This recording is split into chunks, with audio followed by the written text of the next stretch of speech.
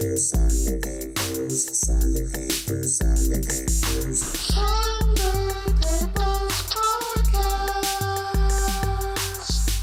Fitzdog and Michael Gibbons. Sunday papers, Sunday papers, Sunday papers, Sunday papers. All right, Zoom 6 is going. I'm clapping in 3, 2. There it is. 3, 2. There's my clap. Read all about it. Read all about it. All the news that's fit to print from Arkansas. This will be a short one. Let's just go through it. Let's have a lot of good energy. That's all I've had. I'm trying to wake you up. I'm in Lowell, Arkansas, which is home of Walmart, I guess, is nearby. And most of the crowd is Walmartians, they call themselves. That's not real, is it? And that is real, and they fucking love it. Live right, live less, make less, life's better. They have some slogan they always say. Isn't their slogan, let's lock our employees in at night who do the Yes, night shift? right. Yeah. I think that was the slogan. Check. All right. So Mike is a little hungover today. I wouldn't say hungover. I'm a little slow off the mark. I'm in Nashville. Uh-huh. A little slow off the mark. I might not have done as well with edibles as I should have. Uh-huh. Let's put it that way. Yeah. Wow. That's not good. Tonight I'm seeing the Nitty Gritty Dirt Band. How about that? No. Wait, what are their big hits? Because I know I used to like them back in the 80s. Yeah, I think it's going to be one of. This is what my hope is, but it's at the Ryman, so I'll see anything at the Ryman. Yeah. This is what my hope is. It's one of those bands that everyone knows the name, right? But the bottom line is, you know the name for a reason. You know what I mean? They're one of those bands that I think I'm going to be surprised at how good they are even now. Yeah. All right, perhaps you've heard Mr. Mr. Bojangles. Yeah. Which, I don't know if they wrote. Maybe they did. They've got Fishing in the Dark, which has 188 million streams on Wow. Let me hear it.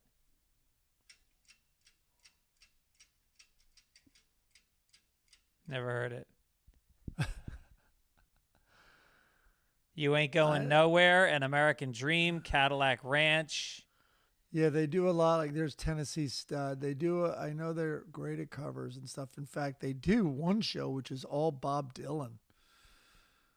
Oh, really? Yeah, but I don't think that's going to be tonight. So yeah, I don't know. I don't know much about him, to tell you the truth. All right, we'll have fun. Yeah, exactly. I'll be telling jokes at the Grove, which is a club here. They. I don't know how to describe it. There was a woman in the front row who I said that I was married for 23 years, and she stood up and started booing. And the Walmartian, terrible Walmartian attitude. And I said, "Why are you booing marriage?" And she goes, "Because my husband just cheated on me." Oh, man. And I go, "Well, how did you know that he cheated on you?" And she goes, "I caught him on Tinder." And I said, "Well, how did you know he was on Tinder? Did you look on his phone and find the app?" And she goes, "No, I was on it." So we're in such a small town that the people that are cheating on each other are finding each other. You imagine like going on Tinder to cheat on your spouse and being hooked up with your spouse? She should not have put her search perimeter as 100 yards. Maybe they could take it as a sign that they're meant to be together and rethink their bad choices. If you like pina coladas, that's what that is. Yep. Wow. All right. And now she's out there alone seeing stand-up comedy? She was not alone. She was with another guy that she had met on Tinder. And here's the thing. Does he want to hear this? You're out on a date with a woman. Do you want her standing up and booing marriage while you're on your first date? Maybe, yeah. I think that's, yeah. Maybe that'll work. Maybe that'll do the trick for this guy. And then there was another woman I started talking about using Ancestry DNA, and I said, has anybody had any surprises using it? And a woman raised her hand, and I said, yes, what did you find out? And she goes, well, I found my father. And I said, well, that's amazing. I said, did you not know who your father was? And she said, no, my mother didn't know who my father was, which I left that alone. I didn't go down that path. Right. But so she finds her father in Texas, which I guess is the next town over here in Arkansas. And the guy, she reached out to him and he didn't respond. So that's the kind of crowd interaction I was having last night. Dead ends, sad dead ends at every turn. It sounds amazing, though, actually. It actually was. I love it. Some comedians hate hecklers. I think I hate my act. I'd much rather have a heckler yell out and have some fun. There was... You should have asked the woman to stand back up and give a standing O to the dad that she doesn't even know. Like, talk about the opposite of marriage. The mom doesn't even know whose baby is in her. Right. And then Bo was there. You know Jay and Lee, right? I think. Oh, yeah, of course. Yeah, Jay Russell and Lee. Yeah.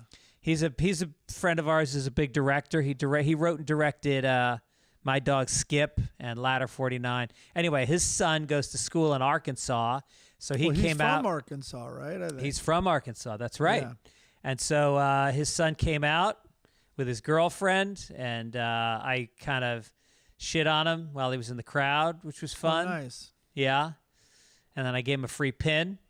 Gave him a free Greg Fitzsimmons pin. Well, it's not free, but you gave it to him and didn't charge him. Man, these people buy fucking pins. Oh my God. I sold out last night. They went crazy for the pins. Wow. Arkansas, who knew? Yeah, right. What do you think that is? I think sometimes poor people are more, I find this generally at my shows, is poor people are more apt to buy merch at shows than wealthy people. And you realize that's the mindset of how you got poor in the first place, buying stupid shit like a pin from a comedian. I don't know. There's something cute about it, though. Maybe they're like more in the moment, you know, like it's a bigger deal for them. Right. You know, like when you were little, you were leaving with a concert T-shirt. Yep. I wouldn't even think of that now. I never bought those. I always thought it was a sucker's bet. It is kind of a sucker's bet. That's why I'm rich. So here's one I remember when I was little. John Bonham died, and I remember seeing concert shirts everywhere. And this was the premise. This was the concert shirt. It was their tour that was coming up with a stamp, like a stencil, you know, across it saying canceled. As if those shirts, like as if they took back all the tour shirts. We got to get them back, and we got to spray paint canceled on these. Oh my God, you got one of the famous canceled shirts? Yeah, it was canceled. I was going to go. And this is one of the shirts. You see, it says canceled. I don't think I ever bought a concert T-shirt. I mean, I have concert T-shirts, but I would buy them in head shops, you know, like record shops. Yeah. I should have bought the first one. I told you the first concert I ever saw was Madison Square Garden, the Kinks. Wow. They had that Destroyer song, which was popular in the early 80s. I guess it was the early 80s. And it was their last time making the tour of big stadiums. I saw the Kinks so many times when I was young. They used to come through. They'd play. I grew up in Tarrytown, and there was a place called the Westchester Premier Theater in Tarrytown, and it was like maybe like a 7,000-seat theater. And we used to get fucking Marshall Tucker Band would come through, and Pat Benatar, the Kinks, Allman Brothers. I saw Steve Martin there when I was probably about 10 years old. Wow. Yeah. And it was a mile from my house. It was great. That is great. So as of now, I still don't have COVID. I was exposed on Monday. I went to Leslie Jones's house and we did a 2-hour podcast. And then after the podcast, we hung around her house for like another hour and a half, just shooting the shit, sitting by her pool. She gave me the tour of her house. And then she calls me the next day. She's like, dude, I got COVID bad. It's like, fuck. So I waited 5 days, tested, and then flew to Arkansas. And so far, no COVID. I would say you don't have it. I saw you the next day, was it? Yeah, next day we played golf. We were all outside, playing golf. And I think you'd at least be feeling it or something. Because some people are feeling it and they're testing a lot and it's coming up negative, and then eventually it's positive. Or they'll do a PCR or something and then it's positive. Well, they say don't even test for 5 days. They say it won't register for at least 5 days after you've been exposed. So, I mean, I don't be feeling it, right? I keep thinking I have symptoms like you start to go, oh, my throat is kind of rough, but I'm just being paranoid. It's just talking to people who are applauding divorce and and all the challenging crowd work in Arkansas. Oh my God. And then right when I'm about to go on stage, the club owner comes up to me and he goes, oh, I forgot to mention tomorrow night Arkansas football is playing at night, and so ticket sales are going to be pretty light. And I'm like, great, thanks. They're doing my intro now. I'm just head up on stage. Later, when we get down to sports, I'll talk about, it was the first Thursday night game, and I know you watched it, and but it was interesting. I was in a bar, so we'll talk about that. Oh, a little tease, little show tease. Those little they call it a deep tease in the biz, a deep tease. Yeah. All right, so I'm trying to buy tickets. Me and Aaron want to go out and see Owen in Chicago. Well, I'm doing a show in Chicago, October 15th. So we're flying out, and it happens to be Parents' Weekend that weekend. So Aaron's flying out with me, and we're going to get an Airbnb, but the fucking flights are so expensive. I haven't even looked at the Airbnbs yet. They've kept them up. If people are paying, that's what's going to happen. It is crazy. Sometimes I'll find cheap ones. I'm going to Michigan, so now my daughter Olivia wants to join, and the Delta flights are over $1,000. Damn. And then she's like, all right, well, I'll fly Spirit there, and then can I join you on your flight home? And I looked at my flight, and the one way alone was $600. Damn. Yeah. Is this because it's homecoming weekend there? It's not. And it's so, my daughter goes to Michigan. That's where we're visiting. And it's actually Penn State. And somehow that pedophile school still has the biggest following. And I think we talked about this last week. But when I was a doorman in Boston at Bull and Finch, which is Cheers, huge tourist trap.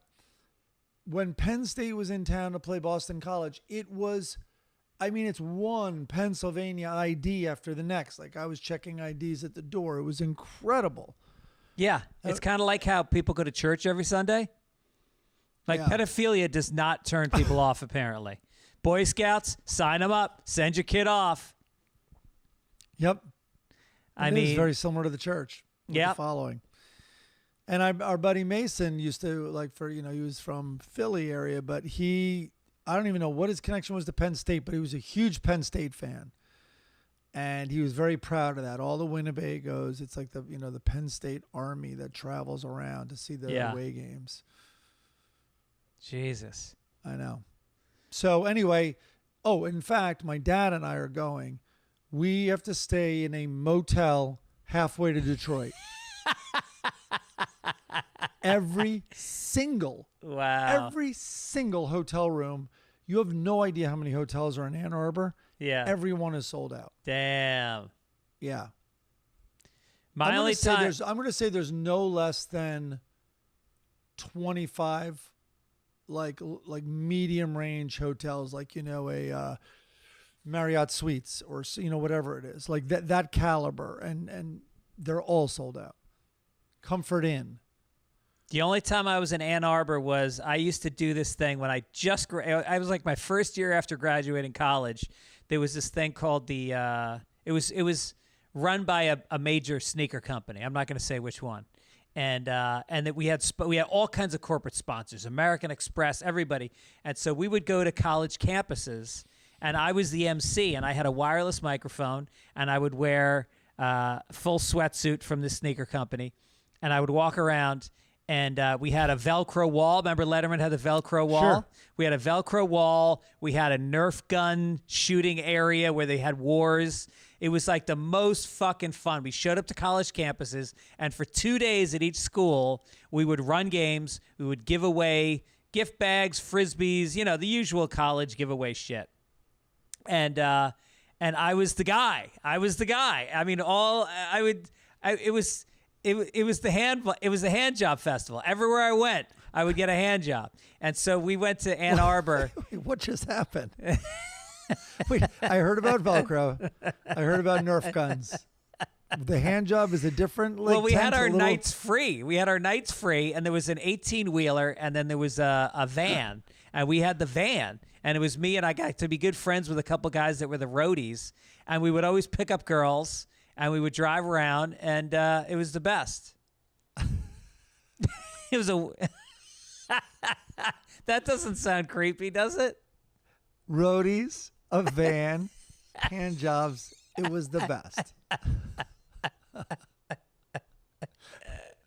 Oh, no. God. Please don't go back to Ann Arbor.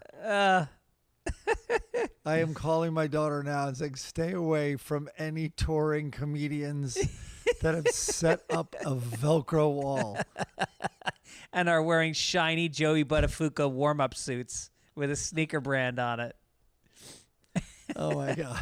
I'll tell you what girls would do for a Frisbee and a free T-shirt. Unbelievable. Well, we just heard what they do. Yeah. That's impressive, though. If you have game and that's your situation, I'm impressed. Chris Denman is back on the show this week, and he just wrote, "Was LA Gear aware of your exploits?" I don't understand what that means. He's taking a funny guess at what sneaker brand it was. Oh, it was not LA Gear. I'm gonna guess without saying a brand name that there were pumps on them. Our logo this week is from Craig Goodette, who is a regular contributor of our fun photoshopped logos. This is the one from, what is it called? Something Dragons? House of Dragons? Have you been watching it? No. Dude, it is so dull. It's like the dullest parts of Game of Thrones without any of the interesting characters, any of the great fight scenes. It's boring. What if you got, because what I'm thinking is they have incredibly believable dragons, which are very, very impressive. And is that now we're bored with, like, in other words, we're getting harder and harder to impress. You know what I mean? But no, the dragons can't carry. They thought the dragons could carry the series. You actually need the actors to be good too. The guy who plays the king has no charisma whatsoever. He's not good. He's not good. I told you when I saw Jurassic Park in New York when it came out, and I was like, because I was. It's kind of like the fight scenes in Marvel movies. I'm like, yeah, I got it. A pretty believable T-Rex. Like, yeah, okay, but where's the story? Where's something like, like Jaws was also a great story. So anyway, didn't really like it. Go to Chicago for this festival. I think I've told this story, but I go to Chicago for this festival, and part of the festival is they rented a theater, and they got Jurassic Park, and you can go to this private screening of it. And I didn't want to go. My friends were like, come on, and they got me really baked. And so like, come on, what else are you going to do? Like, don't wait for us at the bar. We'll go to the bar after. So really baked, I go in, and I'm like, this might be the greatest thing I've ever seen. Like, yeah. Just the cup with the little vibration, which is just like Spielberg. I mentioned Jaws. It's just like the Jaws, like fishing reel, like slowly coming, like there's a monster out there and it's getting closer. And it was incredible. Like, I just enjoyed it for that. I'm wondering if you could do that with House of Dragons. I'm wondering if you got really baked and you're like, I'm just going to lean into this crazy dragon thing. Would that work? There's not even enough dragon. Like, I need more dragon. There's whole episodes where you don't see them at all. Okay. Less incest, more dragon. The song this week was from Ryan P. Very interesting. We liked it. It was interesting. We're getting real low in the folder. We're getting very close to picking our permanent song. Okay. Corrections this week. Christopher Wujek says they aren't Series 1 bonds, LOL. They are called I bonds, like the letter I as in interest. You mistakenly said they were called 1 bonds. You can have $10,000 in bonds, but I believe you can also buy more paper bonds as well. So this was a financial recommendation I made. There's these Series I bonds that you can get like 9.5% interest. I think you have to hold them for a year or two, and there's a maximum of $10,000. But highly recommend them. Look into them with your financial advisor, whoever that is. I saw one guy wrote back also correcting that, and he then went into more detail. And I guess they fluctuate, depending on the going rates. And right, that was huge news this week. Is they attach a like likelihood to how big the rate increase, and everyone's betting it's supposed to go up 0.75. Well, now all the money is saying that it's going to go up a full percentage point because it's not working. Well, and interest rates are now, for a mortgage, is now above 6% for the first time since like the bubble burst back in the 80s. So if you were waiting to buy a house, you fucked up. There's still such pent-up demand. We'll see. I'm done predicting. I thought this would have happened 7 years ago, so what do I know? The man who has bet against the market for 2 decades is still losing his shirt. The man who's renting. The man who's renting in a real estate market that just keeps doubling every 5 years. Well, here comes the earthquake. Yep. On cue. You teed it up. It's happening this week. Adam Bean says Boy Scouts wear a neckerchief, not handkerchief. A Boy Scout does not wear a neckerchief. He wears a... All right, well, listen. I don't know, Adam, I don't know why you know so much about Boy Scouts, but that frightens me. Is he making a comment that you said handkerchief? I said handkerchief, yeah. Because it's handkerchief. Hand. It's handkerchief? Oh, boy. It's handkerchief. We're learning, I don't think. I mean, am I about to Google this? Handkerchief is the kind of word where when you're tripping and you start saying it, you will start freaking out about what a weird word it is. Yeah, it begins with hand. Handkerchief? Yes, that's what it is. I told you that one time. God, I'm telling a lot of Stone stories. But I was really, and then the word bookkeeper is crazy. Bookkeeper? 2 O's, 2 O, what is it? 2 O's, 2 K's in the middle of that word. And then 2 E's. And then 2 E, and then 2 E's. Yeah, that is crazy. It's a carnival, that word. Carnival. I spent a solid 25 minutes on mescaline laughing about the word sneakers. How you sneak. You sneak in sneakers. And what do the British call sneakers? I should know this. They all said it. I mean, other than tennis shoes. Jumpers? Oh, no, that's a sweater. Yeah. I'm looking it up now. This podcast is going to be all of us Googling. I don't know what. Trainers. Trainers. Yeah. It makes more sense. What is sneakers? That's the weirdest thing ever. It's like they're made for criminals or something. Yeah. I'm wearing my rapers. Yeah, exactly. This one comes from Bob Peterson. He says, I think of gavel when you say, think of gavel when you say Savile. Don't pronounce it like the cat. I was talking about Savile Row, and I guess I said Seville Row. I probably would have said the same thing, yeah. Don't pronounce it like Cadillac model, dumbass. Better yet, just say Charles was dressed in a nice suit. Don't reach for a word you don't know how to pronounce. This would make the podcast better and cause people to think more highly of you. That's from Bob. Is it Pedersen or Peterson? I'm going to say Peterson because I think that's wrong and that will annoy him. I'm going to go with pedo. I think it's pronounced pedo. Yeah. But no, in Britain, like, I have COVID. Bless you. Bless you. They say pedo. For pedophiles? Kind of like trainers. Yeah. And kind of like Savile. Right. JJ says, what the fuck? Mike thinks they have to change all the money because the Queen's picture is on it. Is Andrew Jackson or Ben Franklin alive? She had a very long reign. It'll be 100 years before they decide they want someone else's picture on the money. Poor JJ. Poor JJ. It's their tradition. We never put a living president on any of our money. Is that true? I don't believe we have. Huh. No. I think it's in tribute, I believe. Maybe I'm wrong. Is that the same with like airports and stuff? Yeah, I wonder if they've ever been alive for that. I don't think so. There's the Ronald Reagan Airport. There's George Bush Airport. Where's that? Isn't Houston George Bush? Oh, maybe. I think so. No. Houston, what's the name? Oh, Houston has 2 airports. Oh, it looks like you're right. Bush Sr. Yeah. Herbert Walker Bush. And then you have the George Washington Bridge. Yeah, I'm almost certain that was not when he was alive. Yeah. There's probably other examples of really old things. Did you know that George Washington was a real Indian killer? He made a couple decrees about killing the Indians that were brutal. Like he basically said it is illegal for Native people to practice any of their customs, their language, their dances, their art.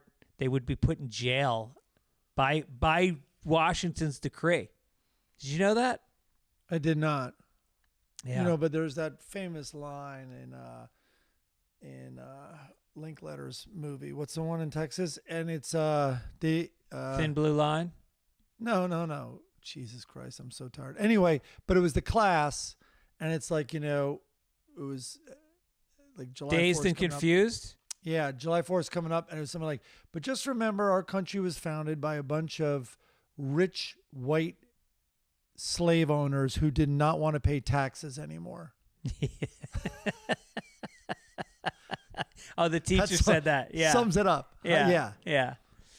Speaking of which, Justin Walker says, Maryland fought with the North, fools. What's with the hatred? How about a kind, think of us as your children.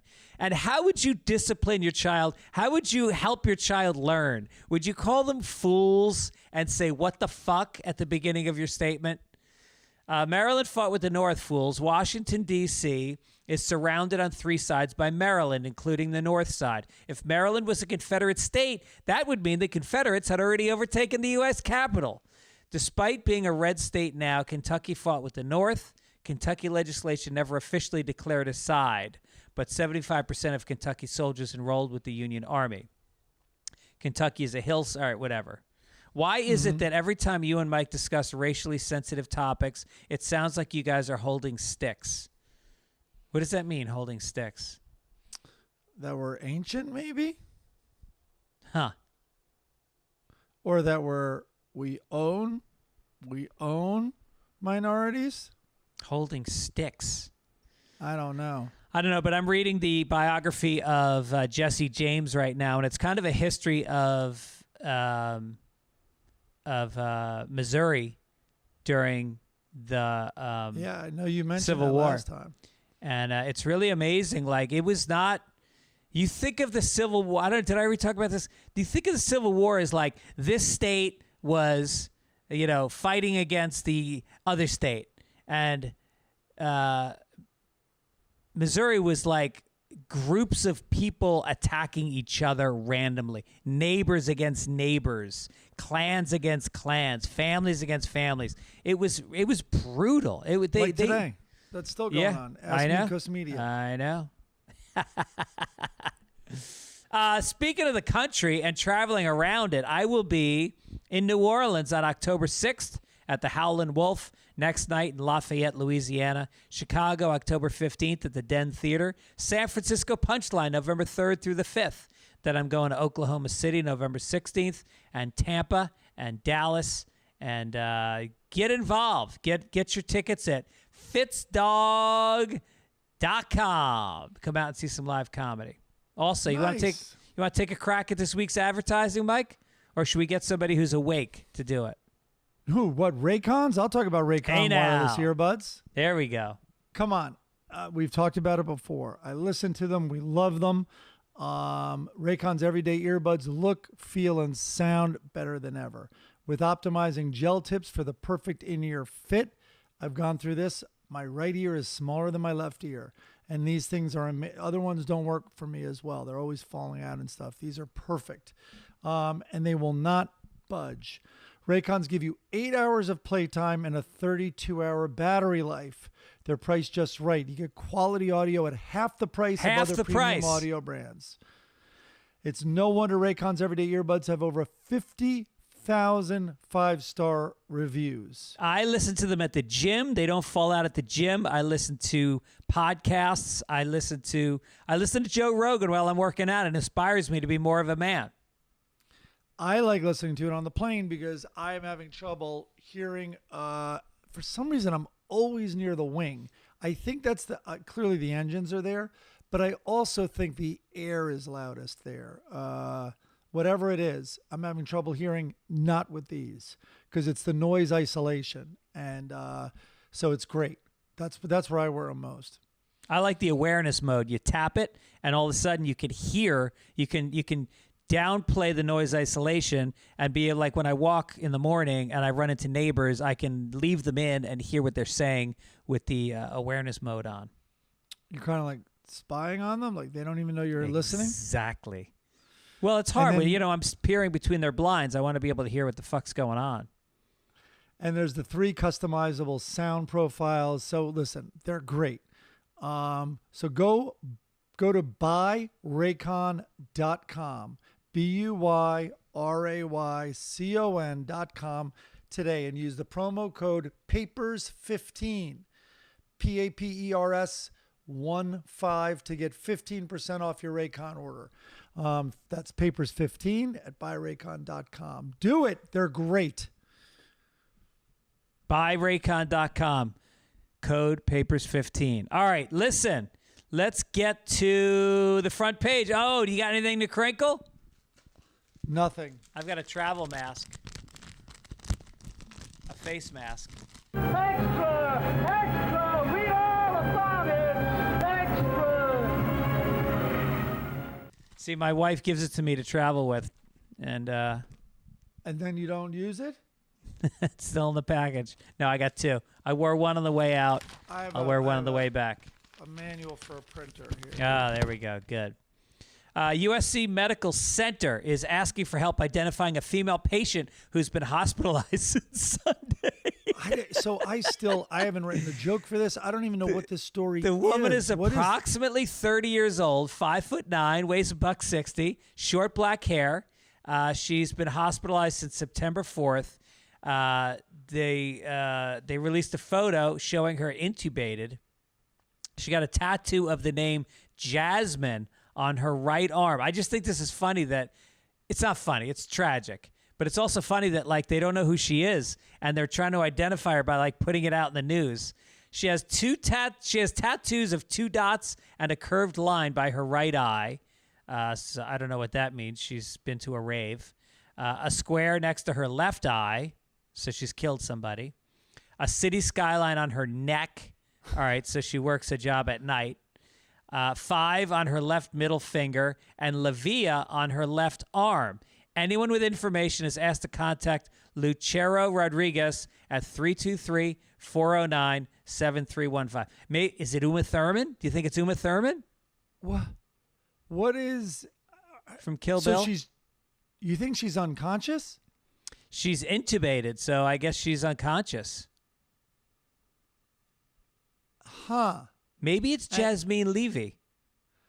I'm surprised they're treating her like, thousands of people get turned away every day from hospitals because they don't have insurance? I guess if you're unconscious, they have to take care of you by law. I mean, don't you think? What are they going to do? You're going to be unconscious and they're going to put you out on the street? They got to take you in. That's the key. If you don't have health insurance and say you've got like a nagging ache in your left arm, fake unconsciousness to get admitted, and then they have to help you. What friend or family member of this woman is going to speak up? Because if they do, she's going to owe a ton of money. Right. And if she just remains, she should just feign like, amnesia coming out of it. I don't know who I am. I wonder how many of these tattoos she's gotten while she's already in there. Like maybe like there's an orderly who's a burgeoning tattoo artist, and he's just using her as a canvas. Now the next tattoo is going to be contact Lucero Rodriguez at 323-409. I think that might be an interesting thing because, like, tattoo artists, how do you get good at it? You have to start on something. Maybe they should use corpses. Right before they bury them, right before they're allowed to be buried in a Jewish cemetery, and then this tattoo program Right. prevents them from being buried there. Yeah, I never. Every day, I'm sure there's someone giving their first tattoo. Yeah. You don't want to be the first tattoo. Well, did you see the movie King of Staten but Island? There's a way to practice. There's a way to practice. Chris Like, Denman said sometimes they use fruit. I was going to guess like a football, which is skin. Yeah. Like an orange peel, he said. Did you see King of Staten Island? Yes, I did. Yeah, that was all about a guy trying to find that's victims right. for his tattoos. Remember he tattoos like an 8-year-old boy who gets... I forgot about That was the funniest part of the movie. Yeah. Yeah, I don't know. I'm surprised they don't do it on animals. I guess an animal wouldn't tolerate that. No. All right. What's he Chris writing is here? writing There's there. also practice. There's also practice skin. The hell You don't is have that? to tell me. You don't have to tell me. It's in my basement. A product. He's such a slow fucking typer. And then he deletes He gave it. up on it. He gave up on All it. right, forget it, Chris. Stop. DeSantis in Florida, Governor Ron DeSantis, Oh, yeah. followed through on his promise to drop off illegal immigrants. What do they call them that? In progressive states, sending 2 planes full of migrants to Martha's Vineyard on Wednesday. So, he's doing it. Is this so terrible? That's my reaction. I mean, they land on the Vineyard in September, the best month on the Vineyard. Right. Easily the best month on the Vineyard. With the kindest people. Muffy, we've got to get some clothes for these people for the winter. Someone ship 200 LL Bean catalogs to the island. We need to dye their hair blonde and get them each a golden retriever and a Land Rover. I can tell you right now, absolutely one of the reactions was, finally the workers are here. Yeah, right. They can never... 100%. Yeah, they love it. I mean, here's the thing. I believe that they will find they will find a welcome in Martha's Vineyard like they probably wouldn't get in Texas or Florida. So why not? I think they're already on a base in Cape Cod. Listen, it's obviously a bad story. Apparently, according to them, they were duped and they were given a bag of supplies and they were, told all these promises were made about what would be welcoming them on the other side and all that stuff. So anyway, it's a crazy move. Can you imagine being the Spanish interpreter that's telling these people all these lies? Can you imagine selling out your own people? Oh, no, it's going to be great. There's a river, and there's going to be a vegetable garden, and there's going to be rabbits. George, just look over there as I tell you this. I'm going to sit behind you. I bet they can't find a native tongue person to do that. So it's probably some white Republican it'll be muy bien. There'll be tortillas. You'll love it. All right, vamos now. Well, look, I'm sure if you live in the Vineyard and you had to have people come from Florida, you can either have a bunch of fucking meth heads. They're going to start a meth lab on your fishing boat, open a strip club, try to try to steal the ATM from the gas station with their pickup truck, or you're going to get a guy who's going to work his ass off, open up maybe a little Mexican restaurant, who's going to maybe start a landscaping company. I'll take that guy. Yeah, right. I will say when they finally got there, it must have been some of the most awkward clam bakes ever.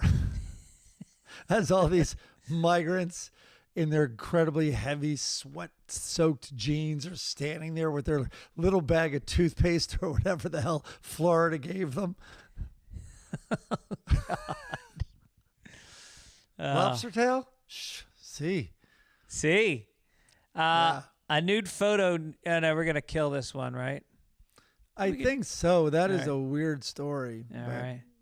A woman's suitcase containing her custom prosthetic leg was sent to the wrong destination for over 10 days by Allegiant Airlines, which I'm flying home tomorrow morning. Can't wait.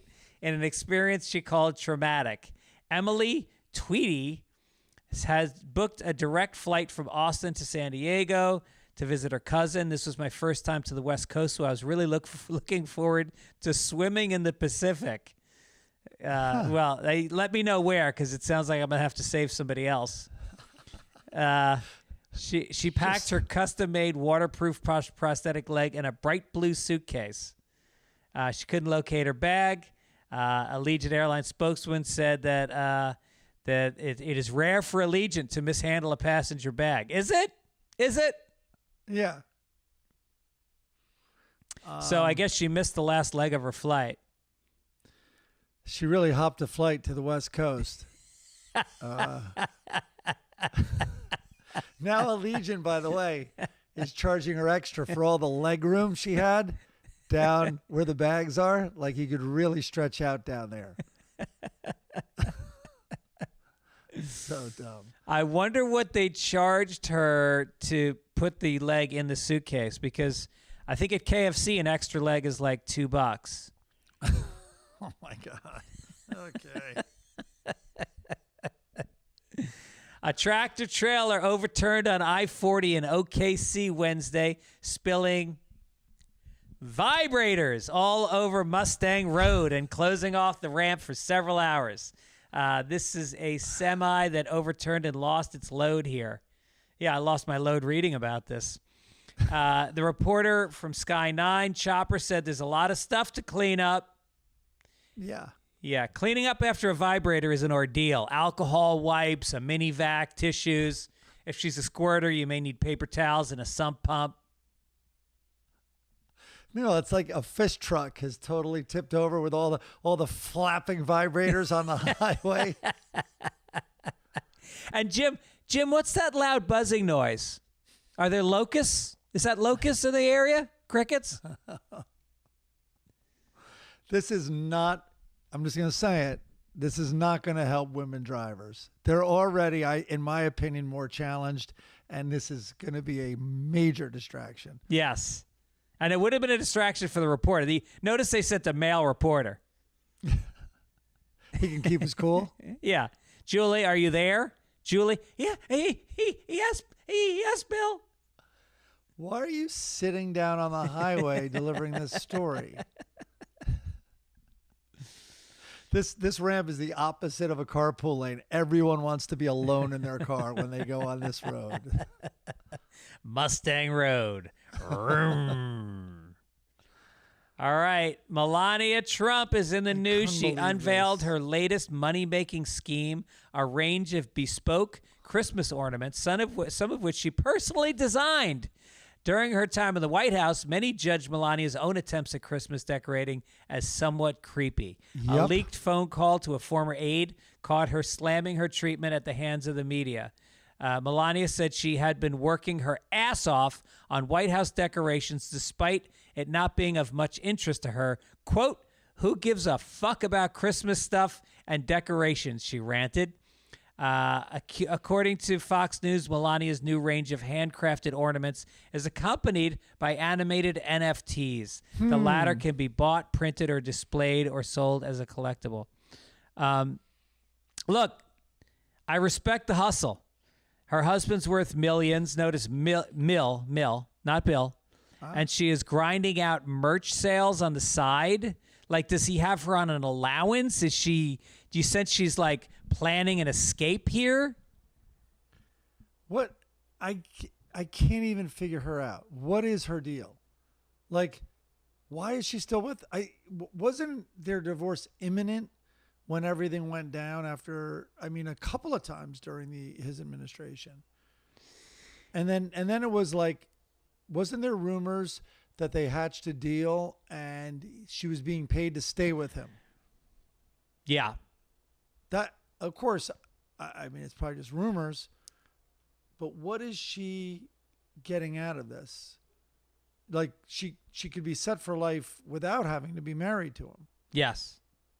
I don't get it. But anyway, the Christmas stuff I found when I went in and looked up, Mashable had a headline, and it was Melania's fucking Christmas decorations ranked.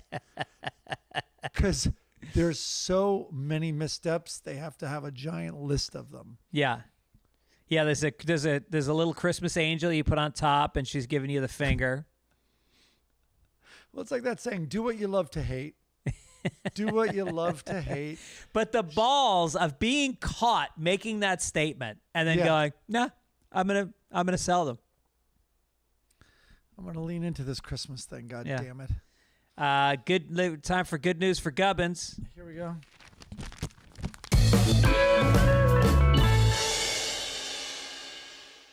Gibbons is in Italy, but he's back. He's back from Italy. What did you say? Did he play golf this week?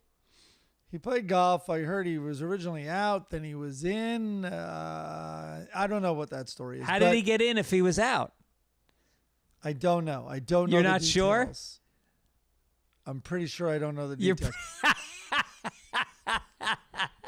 I don't know why you're not telling this story. You told because it off the air. It's secondhand news. It's secondhand news. I don't know if he asked someone to bow out so he could go back in. He's going to be angry about this. So the tee time was all set up. There was 4 guys that were confirmed to play, and then he came back from Italy, and he, asked one of the guys not to play so he could? No, he said, I don't want to play. So I think the guy called, Mikey, called another friend of ours who said, okay, I'll take his slot. Then I think Gibbons wanted to play and called the guy and asked him to bow out. Now, I bet Gibbons just drove off the street on his bicycle listening to this because I'm sure that is not what happened in his view. Yeah. I know. I don't know. I'm betting that's exactly what happened. Well, we're going to hear, aren't we? Yeah, we're going to find out. I've not heard about, he went to Sicily. I don't know what happened over there. Sicily's a hot spot. Sicily's the new Portugal. Is it? Yeah, Italy's even dealing with like tourism so increasing there and a decreasing in the usual spots in Italy. Well, they've closed off. There's no more cruise ships coming into Venice. They stopped the cruise ships because they literally had too much tourism. Oh, really? Oh, yeah. I thought it was going to be like water level or something. Well, I think that's part of it. They can't handle as many people because of the flooding. Oh, wow. It's here. It's here. Cities Flooding? are flooding. No, Global warming. I mean, how bad does global warming have to get until people that are denying it will finally stop and go, okay, we were wrong? Will that day ever happen where they say we were wrong? Won't they just switch seamlessly into, well, there's nothing you can do about it? Yeah. Right. You know, like, what are you doing? Why are you still talking about this? Yeah. They, and that way they win no matter what. All right, let's get to entertainment. You got it.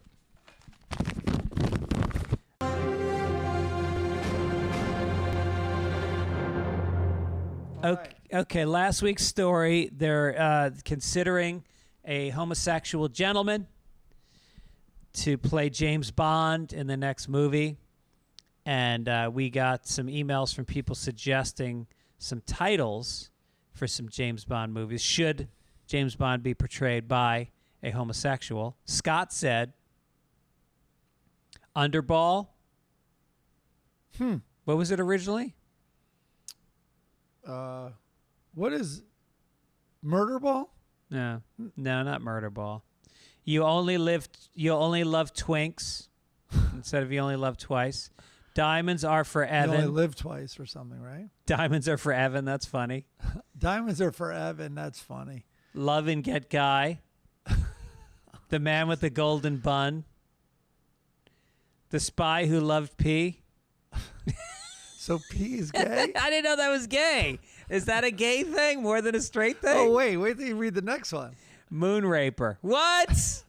Wait a minute. Again, the gays haven't cornered the market on rape.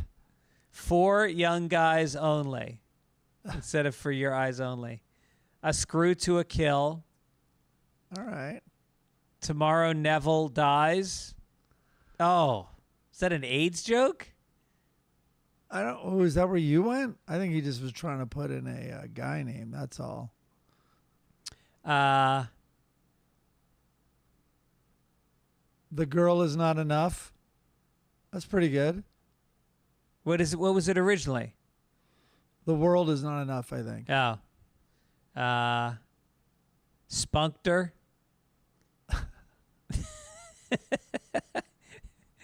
And then James Palmer said, can't believe you might miss the obvious 007 gay movie title, Brown Finger. Oh, boy.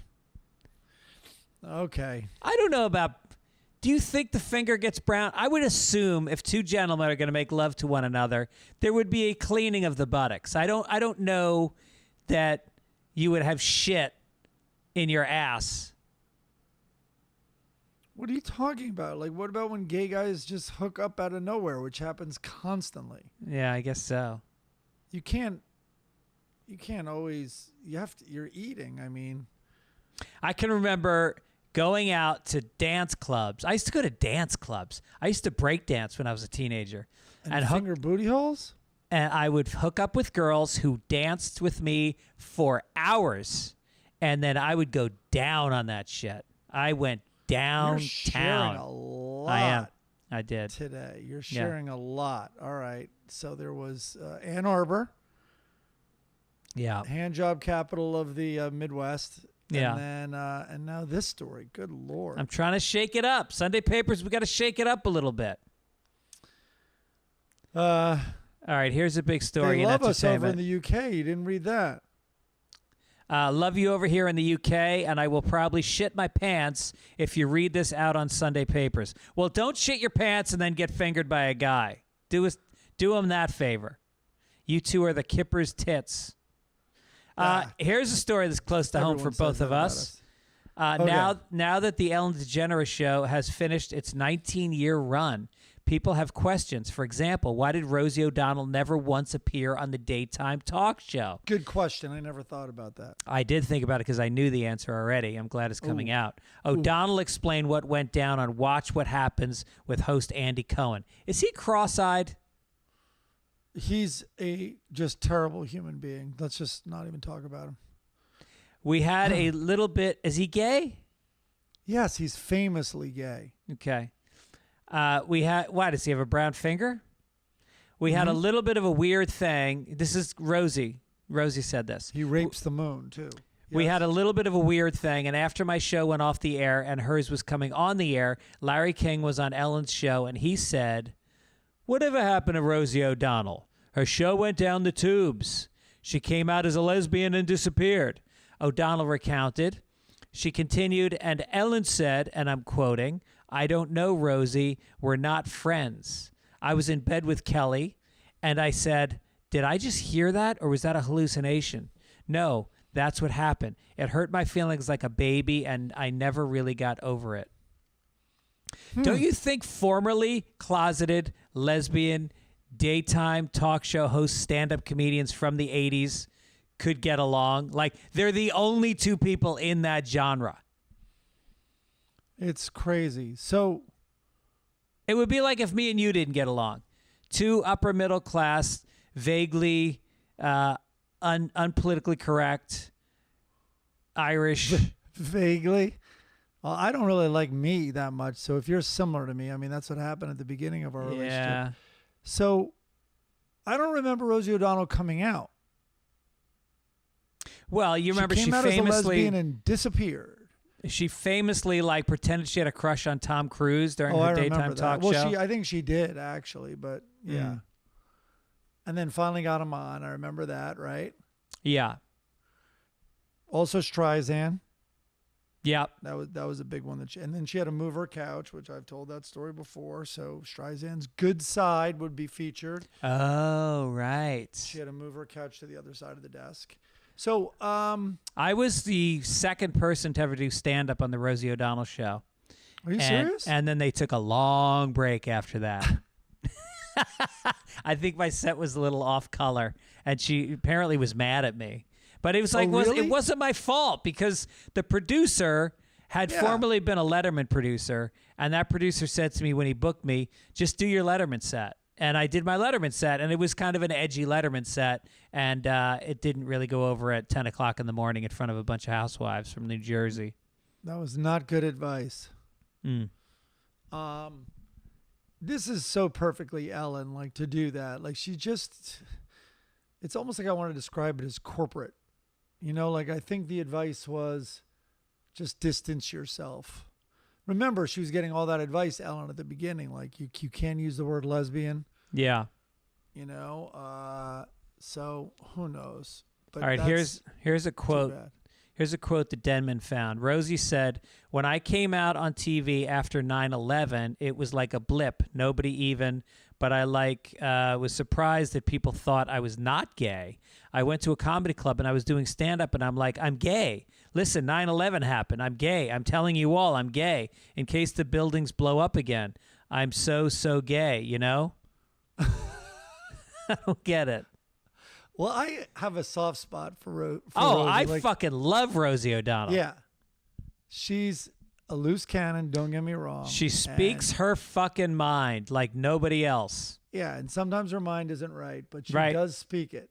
Yep. Yeah. And she's genuinely funny. She's a funny she's Tim Dillon. She's the lesbian Tim Dillon. Oh, that's a good point. That is that. And I think she's a really good actress. Great in League of Their Own. She's in the L Word. She's become a series regular in the L Word. She was just on Stern last week, which is amazing because Stern shit all over her for decades. Oh, he had her giant head. You had to guess how many jelly beans were in it or whatever. He was so mean to her. Yep. And they had a really vicious rivalry or whatever it was, a beef. And then it's kind of remarkable. I kind of give both of them credit, but especially Rosie for now she's a recurring guest. She tells him she loves talking him. to her. She always ends it with saying, "I love you, Howard." Right. So I think most people get it. He's doing a shtick. He used to make fun of my father. My father got it. My mother didn't. Right. My mother hates Howard to this day because he said horrible things about my dad, but my dad got it. Oh wow. Yeah. Yeah. And then he had you. Your mom clearly should know after he then, he loved you. I did the show 50 times. Yeah. He gave you a show. Gave me a show. Gave us a show. Well, he gave me a show, and then I brought you on it. Yeah. He loves me. We've said this. Has no idea I exist. Here we go. Make America Florida.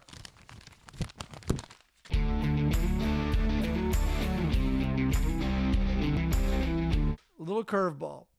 It's a story about Utah. Utah, somehow not Florida, is what I say, is America's worst state for road rage drivers. What? A survey reveals. And North Dakota is home to the nation's calmest drivers, according to this study. So Missouri isn't far behind Utah in terms of the angriest drivers. They had some way to quantify this, and they got a 99.62 out of 100 or whatever. Missourians, listen up, Chris. Missourians reportedly love a good insult or offensive gesture towards annoying drivers, with 50 and 54% respectively admitting to doing that. The Show Me State was also, you ready for this one? So this is about Missouri now. The Show Me State was also the top state to report having another driver point a gun at them at 8%. What? What would you do What would you do if someone pointed a gun at you on the highway? I would duck and drive away from them. That's interesting you say that, because I'm not joking or trying to be funny. I thought I'd duck and drive into them. Really?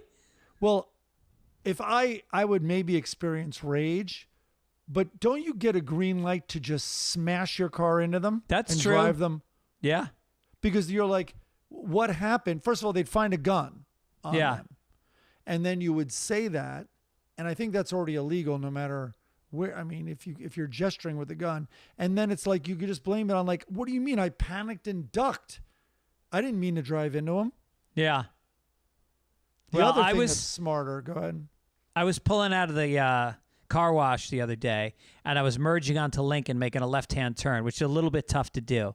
So I had an opening from the oncoming traffic, so I pulled in, but then this guy closed the gap on me where I was trying to pull in. So now my back end is sitting in the way of oncoming traffic, and this guy has closed the gap. So I just very aggressively pulled in front of him anyway and wedged my way in, and he went fucking crazy, honking, giving me the finger, going fucking crazy. And then we pull up to a light, and he pulls up right next to me and is honking, giving me the finger. And I got out of the car, and I had a Coca-Cola in a can, and I walked up and I poured it all over his windshield. And then I got back in my car and continued my phone call with my sister and ignored him while he screamed even louder. It should have been your therapist on the phone. What you and your so this study, I cut down the story. It was long. They also have all these percentages of incidents where the person's gotten out of the car to confront the other person. I thought of you. Yeah. They had all these stats on how many people have admitted honking or maybe swerving or driving dangerously, during a fit of rage. So, but I do think of how many times, your road rage is bad. It's bad. It was. It gets real bad. I just couldn't believe this motherfucker wouldn't let me in, because you should have seen the look on his face when he closed the gap. He was shaking his head like, nope, not this time, motherfucker. Like, what is your life story that did somebody rape you after pulling in front of you? What are you so fucking traumatized by me trying to get out of the way of traffic? Well, that's Jesus someone giving Christ. me good advice. Like, we have the longest lines, like, to make that right on the 101 off the 405. And it's like, you just have to follow the person you already know is cutting in and then cut right in front of them. What That's can my they move. say? I do that move. Yeah. Yeah. It's shocking how many of those people then don't let you in. It's like Louis C.K.'s joke about, he goes, this country is like this. At Ellis Island, somebody comes in, gets sworn in, gets naturalized, then turns around and goes, hey, who's this fucking immigrant behind me? Stop this guy from getting in.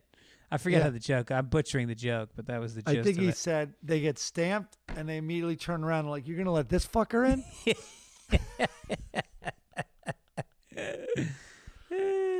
All right, let's get to international. Here we go.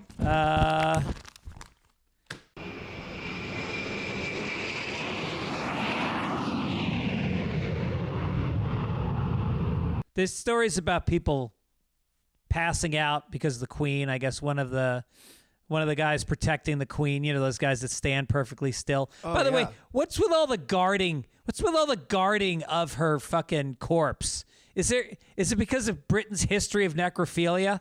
Are they worried somebody's gonna fuck the Queen? There's guards everywhere. She's probably buried with jewels, right? Oh, that's true. Right. Why wouldn't you make fake jewels? Who gives a shit? Yeah. Also, maybe you don't bury. Maybe she's not buried with jewels. I don't know how that works. Is she going in Westminster Abbey? Yep. Wow. Imagine all the jewels that are buried in the ground of that fucking place. Damn. Well, let's say you stole the Queen's body. What do you do then? Like, that's fun bragging. Like, dude. Yeah. What is that? It's the Queen, man. Dude, it's the Queen's leg. No, it's not. That's a waterproof leg. Where did you get that? Allegiant Airlines? How do you have the Queen's leg in San Diego?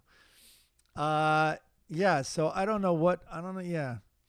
But And anyway, the funeral the funeral? Are they even calling it the funeral? The funeral's Monday? Is that yeah, what it's Monday at 4 a.m, and my wife is so into it. She's going to my friend Gail's house at 4 a.m. to watch the funeral. And it's like, sweetie, you're fucking Irish. This queen oversaw a government that starved us to death. 1 million fucking Irish people were starved to death in the 19th century under the reign of this woman. She was around in the 19th century. And then I guess some woman who was she was a earl's wife or a princess or whatever they call themselves over there, and she passed out. What did they not use did they embalm her with chlorophyll? Why is everybody passing out? Maybe she smells really bad. Tom O'Neill, of course, is watching it like really carefully, and hold on. Bless you. What's happening? Tickle in the nose. So it's like the great grandkids. Did you see that one that he sent? What was that? I didn't watch it.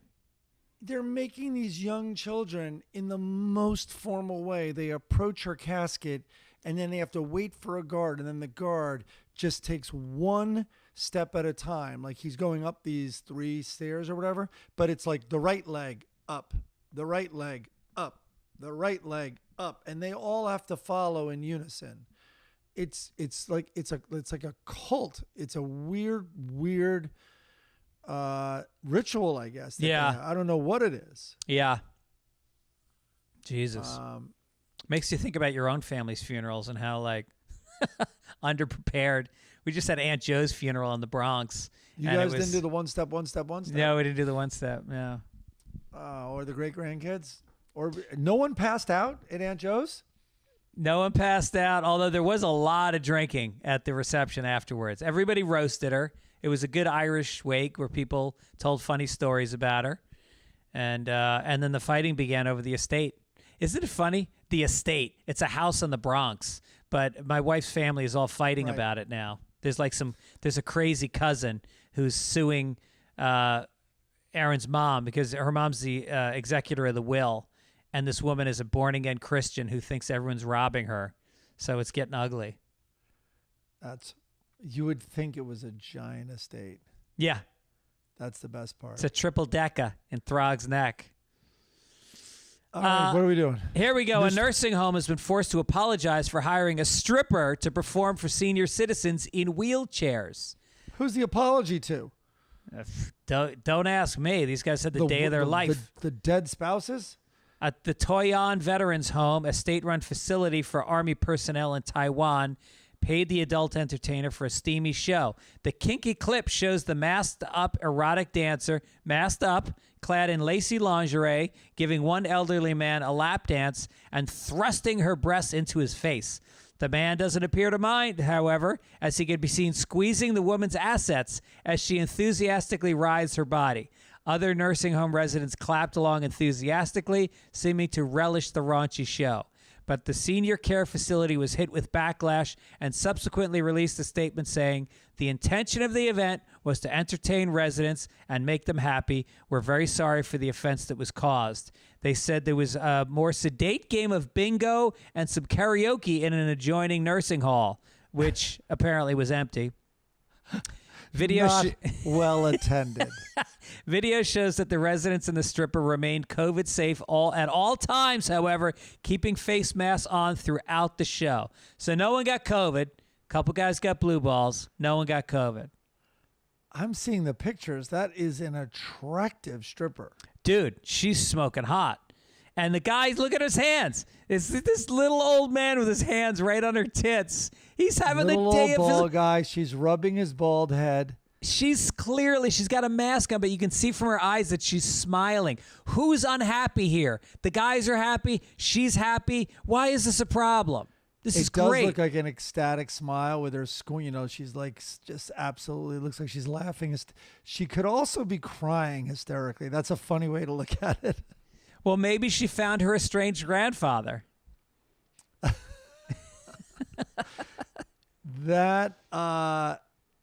And there's video of it and photographs of it. I love it. And every guy is in his wheelchair clapping, having a blast.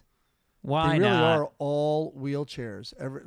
It's a room, and the perimeter is old men in wheelchairs. Yeah. This is what strippers were born and bred for. And next door is the longest bingo game in the history of bingo. B6. Jesus, every card has to be full at this point. Hello? We've run out of numbers. We've read every number. There's now one bingo. Right. And I Will Survive by Gloria Gaynor. Just the music playing. No voices. Just looping with not even anyone administering the karaoke machine, just on a loop. All right, let's get to sports. But also, it's nice.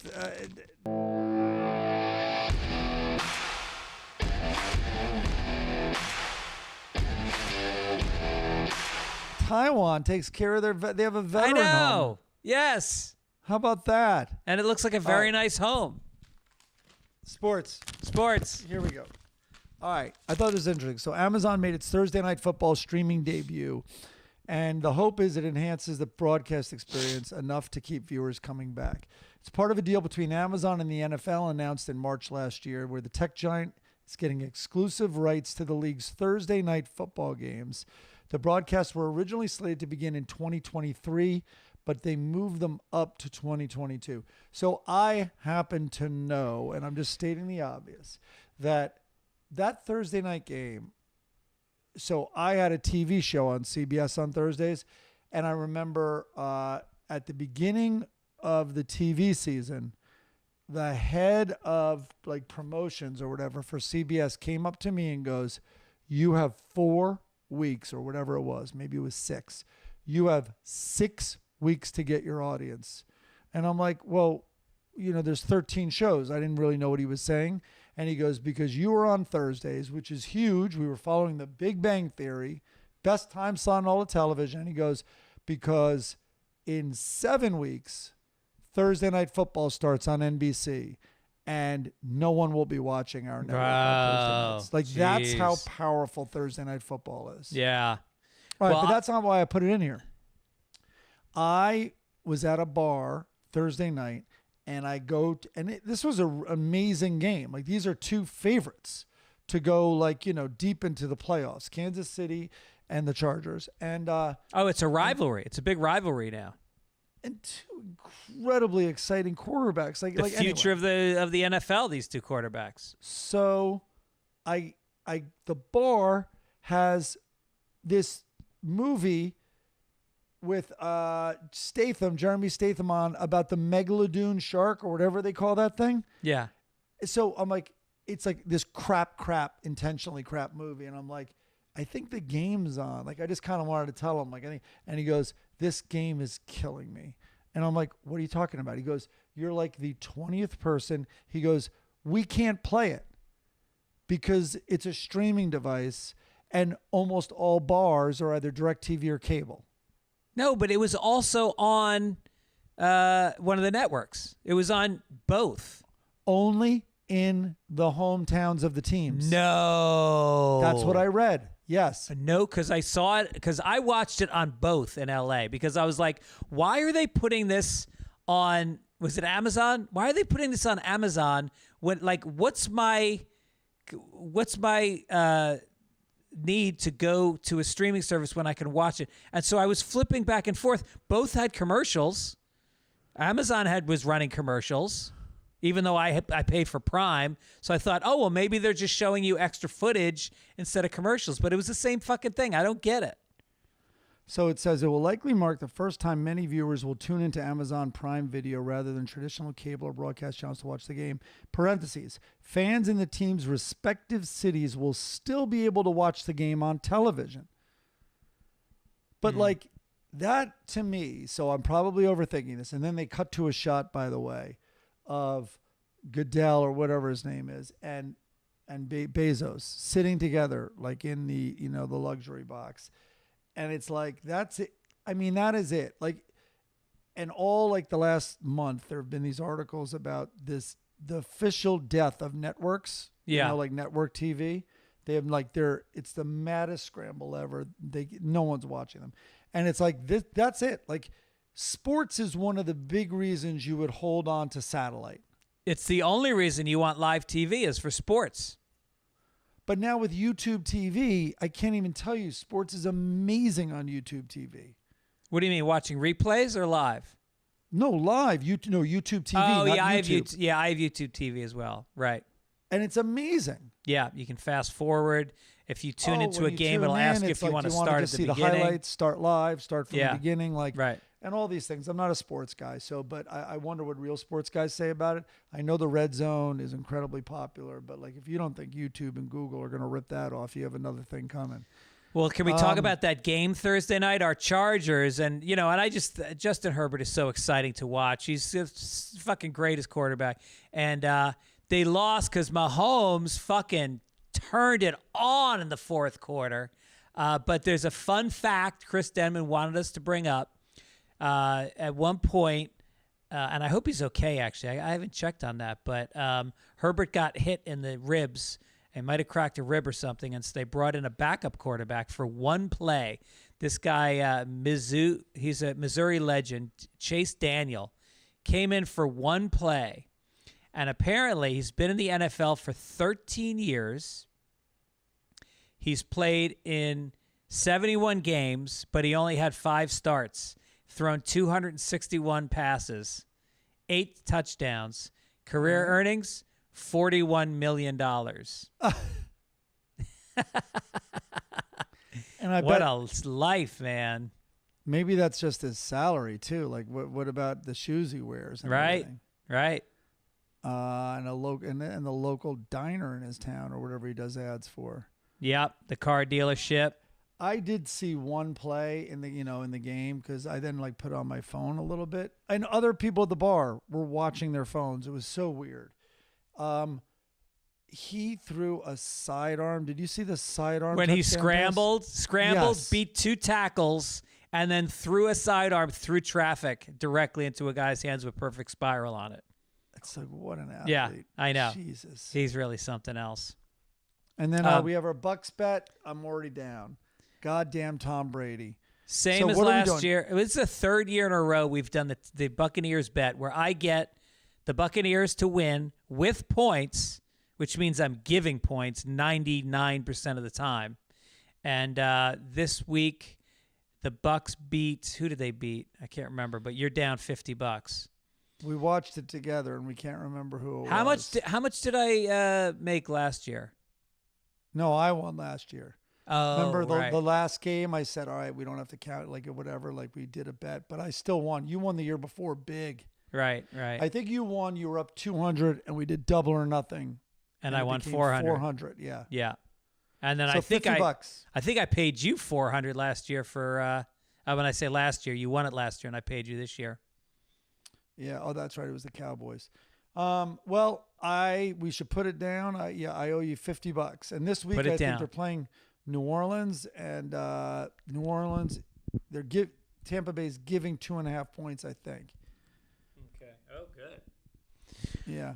All right, let's get to science technology.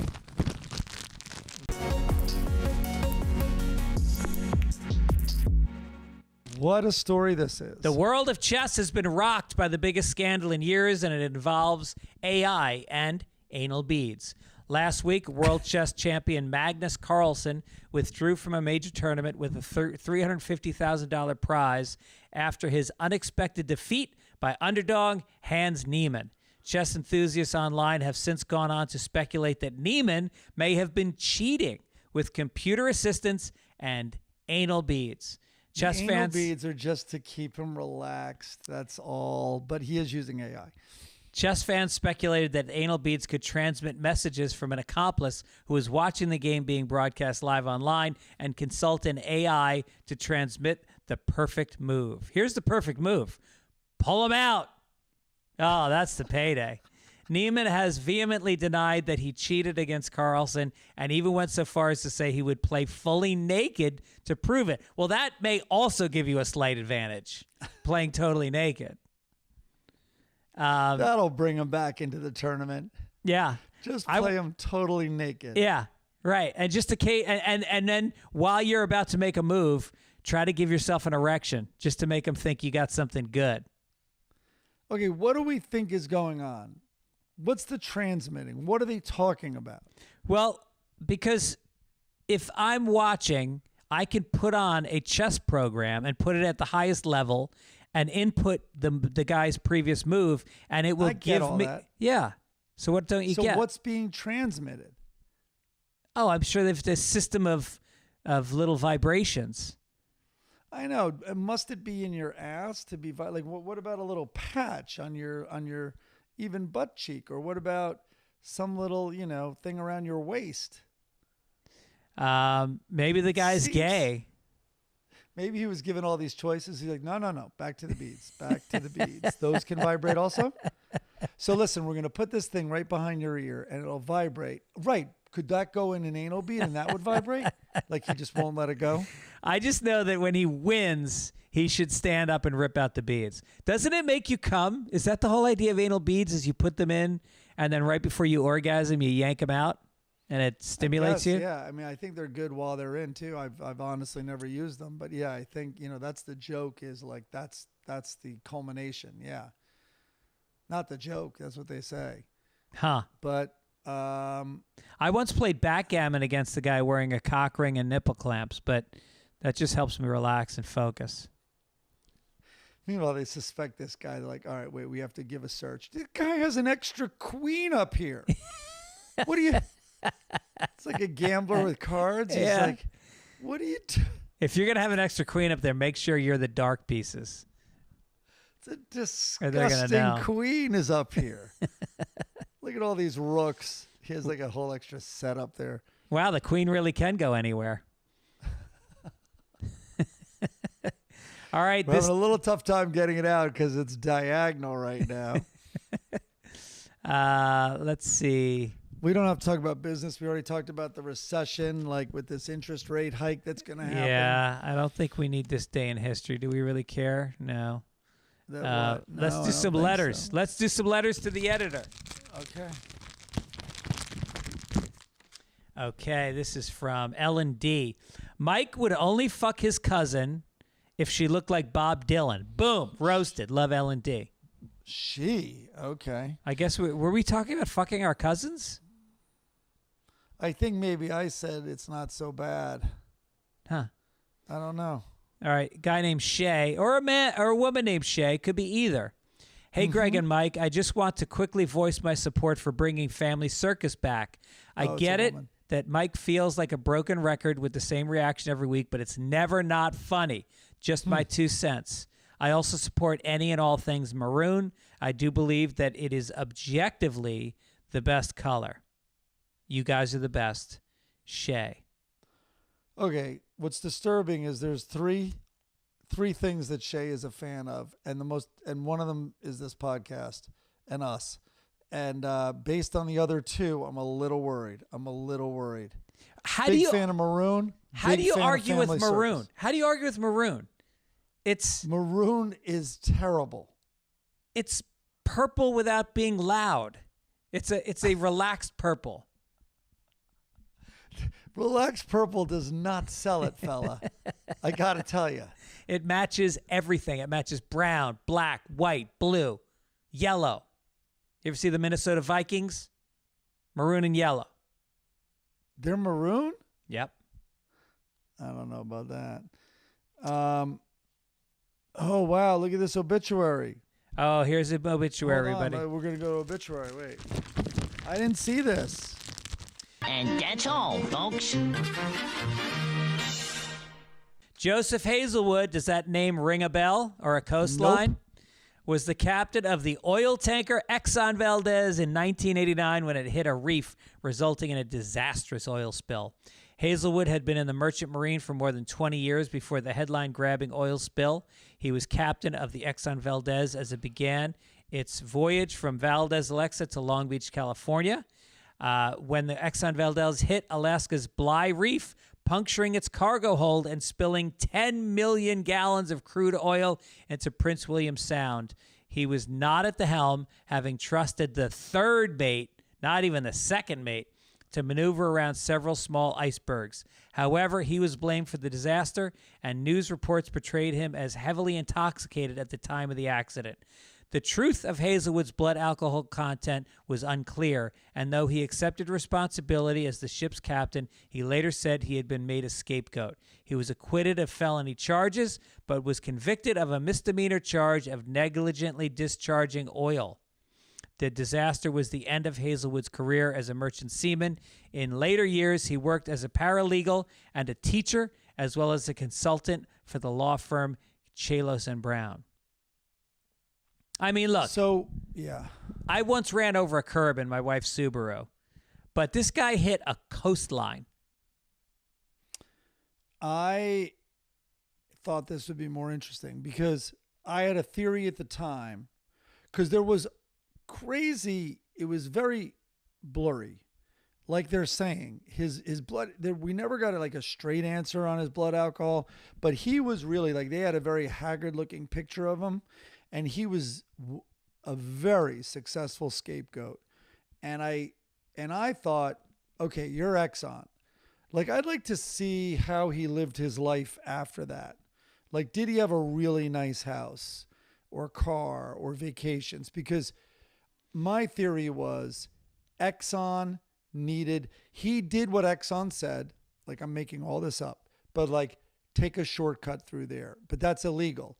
Don't worry. We'll take care of you. You take the shortcut through there. It's going to save us, thousands of dollars, whatever. So he hits the reef, and then they're like, you have to be our fall guy. But we'll take care of you. Yeah.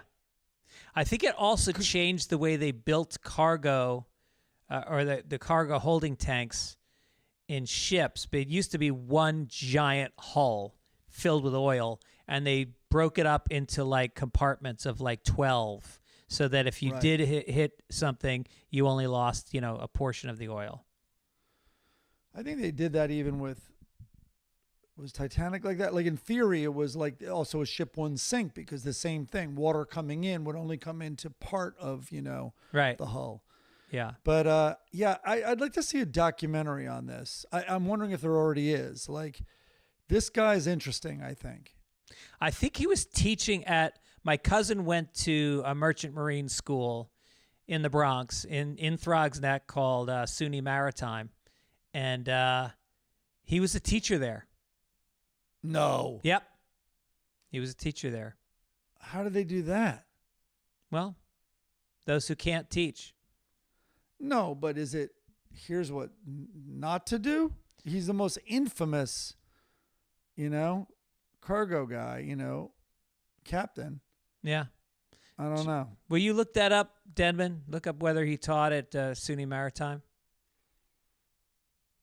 Also, look up Hazelwood conspiracy theory. I wonder if that's how you would Google. That's a lot to Google for a podcast that's winding down. We got to put Tom O'Neill on this. I know. All right, let's get to some funnies. Let's cheer up.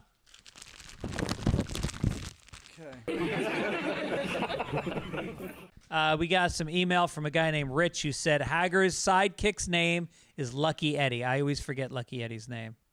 Thank you, Rich, for taking the time out. By the way, if you want to contact us, it's fitzdogradio@gmail.com. If you want to send in some notes to the show, maybe you've got some logos you want to design for the show. We're always looking for those.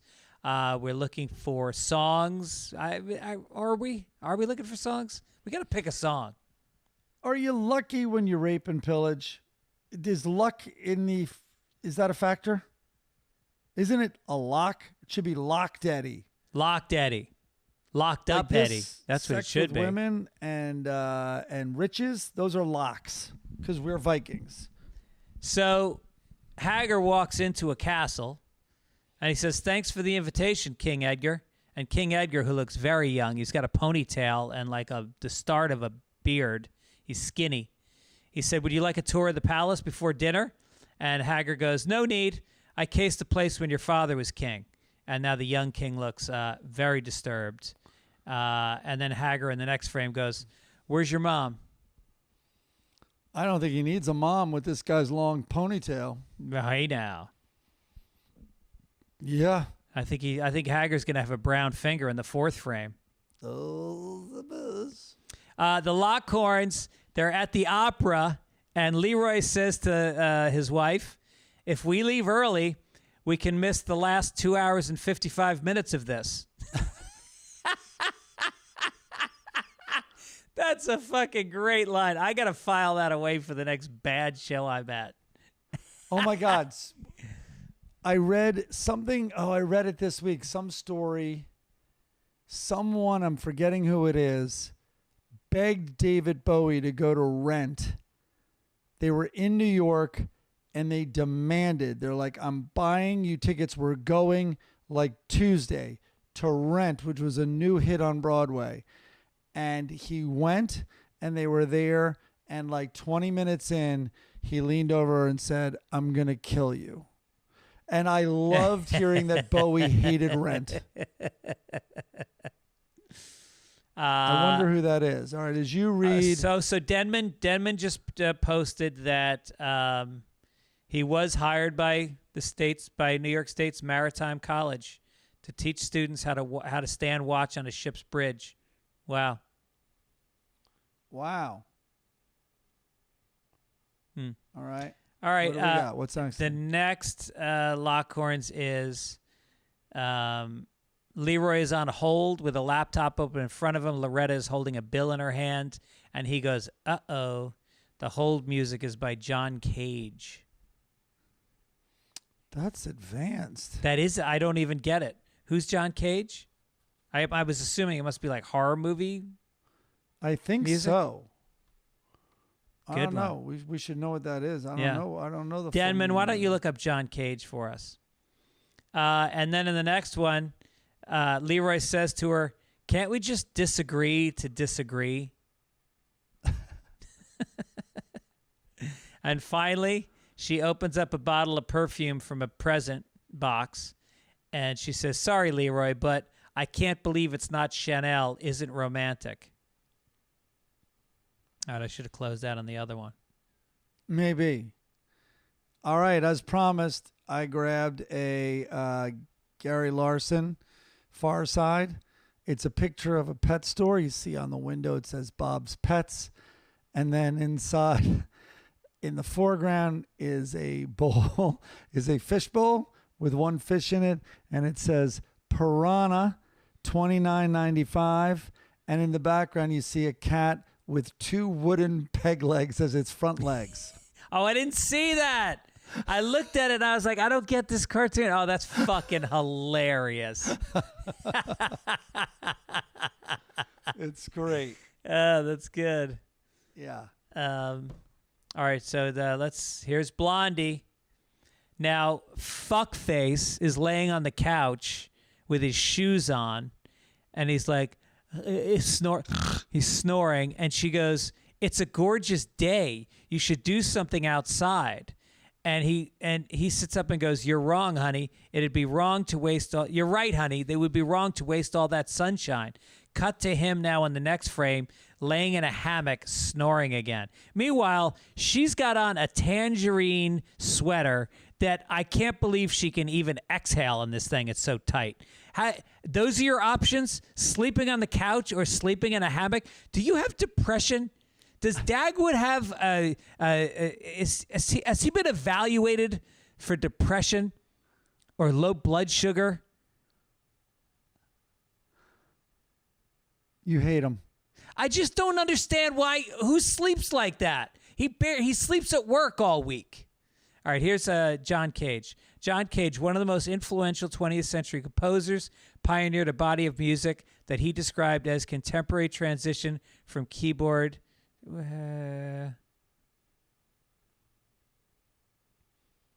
Oh my God.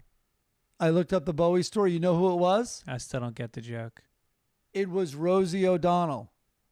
And No. What a coincidence. It was Rosie O'Donnell, and this week I saw a clip. She told that story on Howard Stern. Oh, that's great. About she's of course like the ambassador of Broadway, right? Yeah. She started to have like Broadway shows do their numbers on her show, and then she hosted the Tony Awards for many years, And she became like, Broadway's biggest cheerleader. And so she dragged Bowie to Rent, and he hated it. And he said, "Kill me." Yeah. I love it. I've told you my friend that, when Bill Price, it was a big birthday present, and his girlfriend, kind of selfishly, as a big birthday present for Bill, got him these very hard to get tickets to Rent. And at the intermission, after the first act, he goes, he just basically turned around and goes, "I know this is the wrong thing to do, and you have every right to hate me and all this, but I will be in a bar down the street. I cannot do the second act. Please enjoy it. Well, and I will just listen and apologize when you come find me in that bar." Well, me and Mike Dugan got dragged to see on Valentine's Day. Our wives took us to see, and I don't know how this fits into Valentine's Day, the Sex and the City movie. And I went to the bathroom about 12 minutes in and then stayed in the lobby. And about 5 minutes after I was sitting there, Dugan came out, and we sat in the lobby for the next hour and 5 minutes till that piece of shit was over. Left our wives inside on Valentine's Day by themselves. It sounds like a win-win. Yeah. All right, well, listen, Denman was on fire today. He got us a lot of good information. The John Cage thing, we haven't cracked. We don't know why that's a funny comic. But I guess the idea is it's scary music. Yeah, I'm trusting them. On this. Don't forget, support our sponsors. That's what keeps the show going and helps us pay Chris Denman, who has a voracious appetite. And you can support them by going to buyraycon.com. Use the promo code PAPERS15 and get yourself 15% off. We'll see you guys next week. And Mike, I'm back on Sunday. Maybe we'll watch some football during the day. Who knows? Oh, you're not back till Monday, right? New Orleans. What's that? You're not back till Monday, right? I come back early Monday morning. All right. Very nice. All right. God bless. Okay. And everyone should, for sure, take it easy. Take it easy. There it is. Sunday papers, Sunday papers, Sunday papers, Sunday papers. Sunday Papers Podcast with Fitzdog and Michael Gibbons. Sunday papers, Sunday papers, Sunday papers, Sunday papers.